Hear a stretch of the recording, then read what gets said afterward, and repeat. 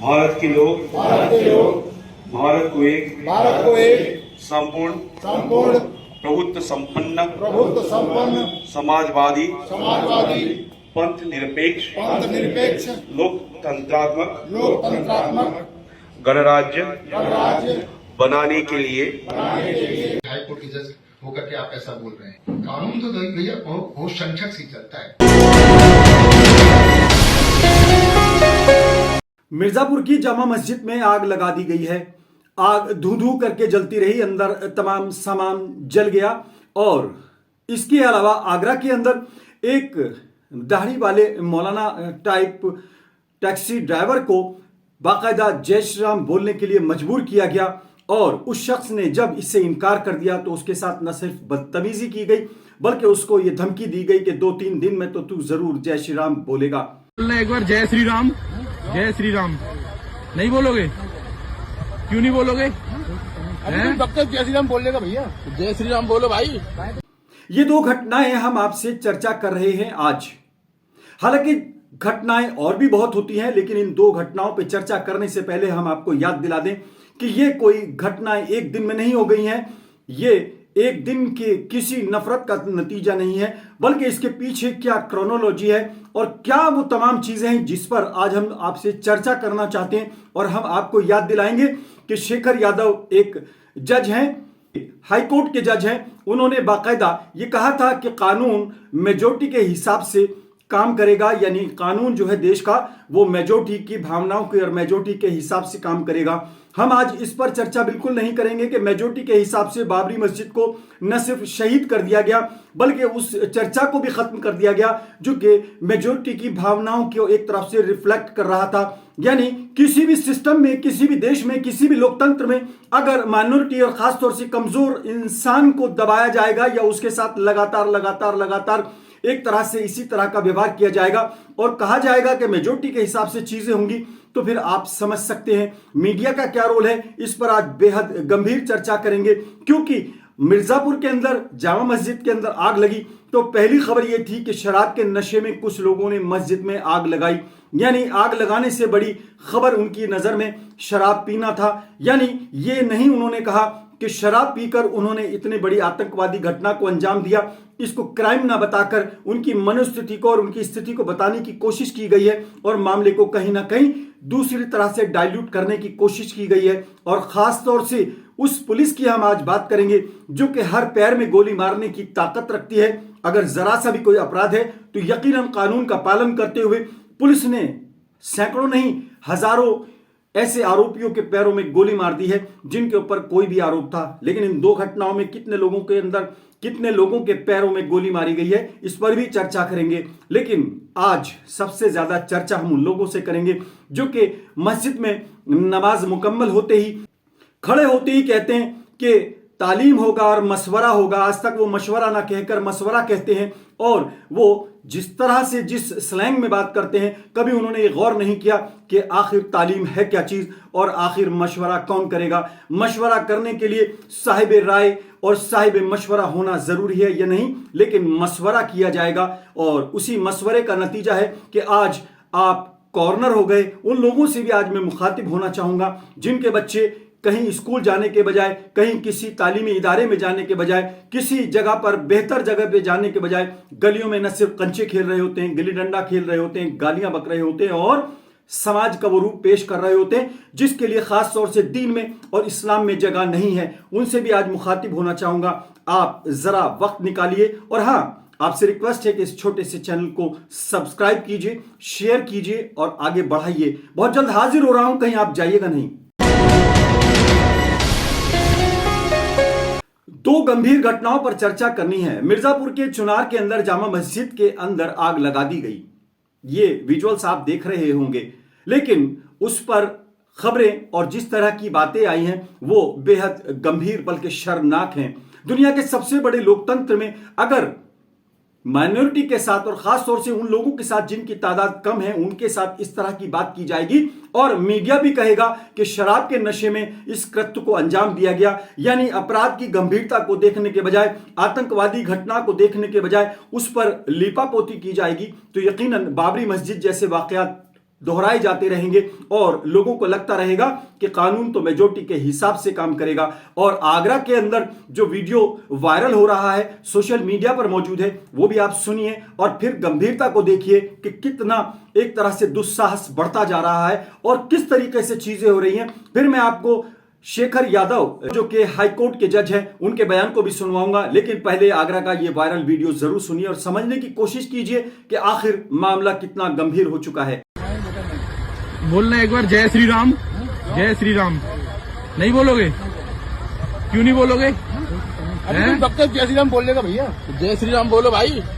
अरे भाई जय श्री राम बोल दो। अरे जाओ यार, अपना काम करो। क्यों? अरे भाई सुन, इधर देख, जय श्री राम बोलेगा तू 2-3 दिन में। जी हां, मिर्जापुर की मस्जिद में आग लगाई गई और कार्रवाई के नाम पर 5 लोगों को अरेस्ट तो किया गया, लेकिन किस अंदाज में किया गया, कहां चर्चा है और मिर्जापुर पुलिस की तरफ से क्या बयान आया, जरा आप भी बताइए। और आगरा के इस वीडियो के बाद आगरा पुलिस ने क्या कार्रवाई की, ये हम देख रहे थे। आगरा पुलिस का जो ऑफिशियल ट्विटर है और उसका जो सोशल मीडिया पेज है, उस पर यह तो खबर दी गई है कि पायल खोई थी किसी की, वो ढूंढ कर दे दी गई है और कमिश्नरेट को 3 साल हो गए हैं, उसका जश्न मनाया जाएगा। इसके अलावा उन्होंने टूरिस्टों को भी जागरूक किया, लेकिन इस वायरल वीडियो और इस जघन्य अपराध के बारे में जो कि मॉब लिंचिंग तक पहुंचने वाला था, उसके बारे में हमने कहीं कोई बयान नहीं देखा। आगरा पुलिस ने अगर कोई कार्रवाई की है, ठोस कार्रवाई की है, संवैधानिक तरीके से की है, तो वो जरूर बताए, क्योंकि देश की जनता जानना चाहती है कि आगरा पुलिस ने इसके बारे में क्या किया। और अगर बात करें मिर्जापुर पुलिस की, तो संविधान की कस्में तो खा रही है, हाथ उठा उठाकर उसने कहा कि संविधान का पालन किया जाएगा, लेकिन उनके ही कार्यक्षेत्र में किस तरीके से संविधान का उल्लंघन किया गया, किस तरीके से मस्जिद के अंदर आग लगाई गई और कार्रवाई के नाम पर सिर्फ कस्में खाने से काम नहीं चलेगा, क्योंकि कसम तो खाई जा सकती है बेहद आराम से, लेकिन उस पर अमल कैसे होगा ये भी समझना होगा एसएसपी महोदय मिर्जापुर को।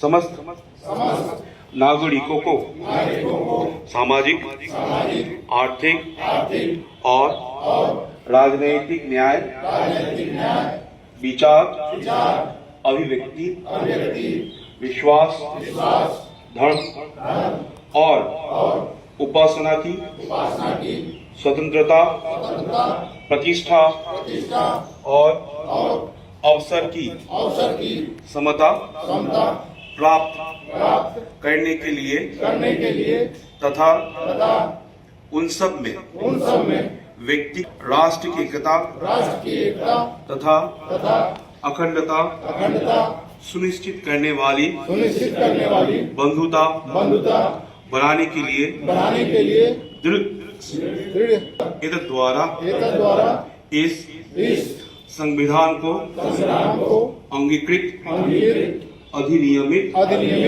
और आत्मर्पित करते हैं।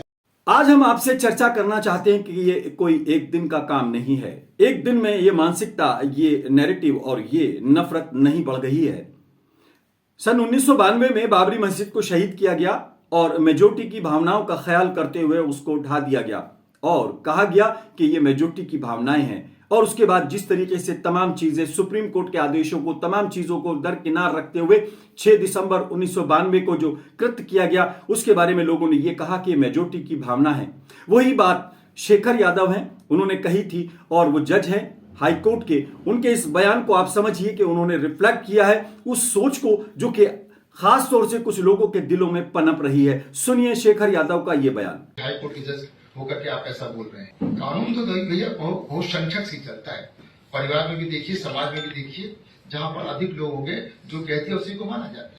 हालांकि शेखर यादव के इस बयान के बाद बवाल मचा, शोर मचा और कार्रवाई के नाम पर एक तरह से बातें की गई, लेकिन कार्रवाई न हुई, न की गई और उसको रोक दिया गया, क्योंकि उसको भी जस्टिफाई कर दिया गया। उनके और बयानों को भी मैं फिलहाल चर्चा नहीं करना चाहता। उन्होंने किस तरीके से कटमुल्ला लफ्ज कहा और तमाम चीजें कही, कार्रवाई के नाम पर उनके खिलाफ कार्रवाई की बात की गई। सुप्रीम कोर्ट ने बाकायदा सुमोटो लिया, लेकिन सुप्रीम कोर्ट को भी यह बता दिया गया कि आप इससे आगे नहीं बढ़ सकते, यानी भावनाओं का, मेजॉरिटी की भावनाओं का ख्याल रखें। उसी मेजॉरिटी की भावनाओं का ख्याल करते हुए मिर्जापुर की घटना को शायद अंजाम दिया गया। आगरा के अंदर भी उसी मेजॉरिटी को एक तरह से रिफ्लेक्ट करते हुए उस बात को और उस वायरल वीडियो को कहीं ना कहीं एंडोर्स किया जा रहा है। ये कोई बहुत अच्छी बात नहीं है। ये किसी बड़े गंभीर मसले पर हल निकालने का तरीका नहीं है। ये लोकतंत्र की एक जिसे कहना है मूल भावना और खासतौर से बाबा साहब भीमराव अंबेडकर की उस भावना को कहीं ना कहीं रिफ्लेक्ट नहीं करता, जिसमें उन्होंने समानता का और बराबरी का, खासतौर से माइनॉरिटी की सुरक्षा का अधिकार दिया है। आज हम बेहद गंभीरता से इस मुद्दे पर बात करना चाहते हैं और कानून को लागू करने वाली मशीनरी से खासतौर से अपील करना चाहते हैं कि वो इस तरह के लोगों को और खासतौर से उन लोगों को जो कि कानून का उल्लंघन करते हैं और अपनी मनमानी करते हैं, खासतौर से सरकारों को बदनाम करने की कोशिश करते हैं, एक ऐसी सरकार जो सबको साथ लेकर चलना चाहती है, सबके विकास में वो उसकी दिलचस्पी है, उसको वो बदनाम करना चाहते हैं, उनके खिलाफ सख्त कार्रवाई की जाए। क्योंकि आदरणीय प्रधानमंत्री महोदय और उत्तर प्रदेश के मुख्यमंत्री महोदय खुद ये कहते हैं कि देश का विकास सबके लिए है और सबका साथ और सबका विकास होना चाहिए। ये बहुत गंभीर बात है, इस पर कार्रवाई होनी चाहिए। बहरहाल आज हम उनसे भी मुखातिब हैं जिनके बच्चे स्कूल न जाकर गलियों में कंचे खेल रहे हैं, गालियां दे रहे हैं या कुछ और कर रहे हैं। आज शिक्षा का स्तर माइनॉरिटी में, खासतौर से मुस्लिम समाज में कितना गिर रहा है, इसके लिए कौन लोग दोषी हैं, इस पर भी मंथन होना चाहिए। खासतौर से तब जबकि देश के विकास में मुस्लिम समाज का और माइनॉरिटी का खासतौर से अहम रोल होना चाहिए। वो कितना रोल प्ले कर रहे हैं, इस पर भी आत्ममंथन होना चाहिए। खासतौर से वो लोग जो कि घर में भले ही उनकी सुनी जाए या न सुनी जाए, लेकिन मस्जिद में वो जरूर अपनी राय रखना चाहते हैं, अपनी मनमानी करना चाहते हैं। और वो लोग जो खास तौर से खड़े होते ही मशवरे की बात करते हैं, मशवरे के बजाय मशवरा करते हैं। और अगर बात करें उनको अगर देखें तो कुरान भी शायद पढ़ना नहीं आता, नाजरा तक उनको नहीं आता, उनको अपनी जबान नहीं आती, उनको दीन की समझ नहीं है, लेकिन वो मिंबर पे खड़े होकर एक तरह से कहीं ना कहीं बयानबाजी करते हैं और टॉर्च बियरर बनते हैं और समाज को कहीं ना कहीं गाइड करने की वो एक तरह से वकालत करते हैं। उनको भी कहीं ना कहीं गिरेबान में झांकना होगा और ये देखना होगा कि आज माइनॉरिटी की हालत, मुस्लिम समाज की हालत अचानक नहीं हो गई है। अगर आप इधर दोष देना चाहते हैं तो फिर अपने गिरेबान में भी झांकना होगा कि कहीं हम भी तो दोषी नहीं हैं। बहरहाल ये एक ऐसा मुद्दा है जिस पर आप बहुत देर बोल सकते हैं, बहुत देर सुन सकते हैं और बहुत देर आप भी अपने विचार रख सकते हैं, लेकिन इसका हल क्या होगा, इस पर सिर जोड़कर बैठने की शायद जरूरत है। और समय आ गया है कि अब मुस्लिम समाज को आत्ममंथन करना होगा और ये सोचना होगा कि उनके वो लीडर,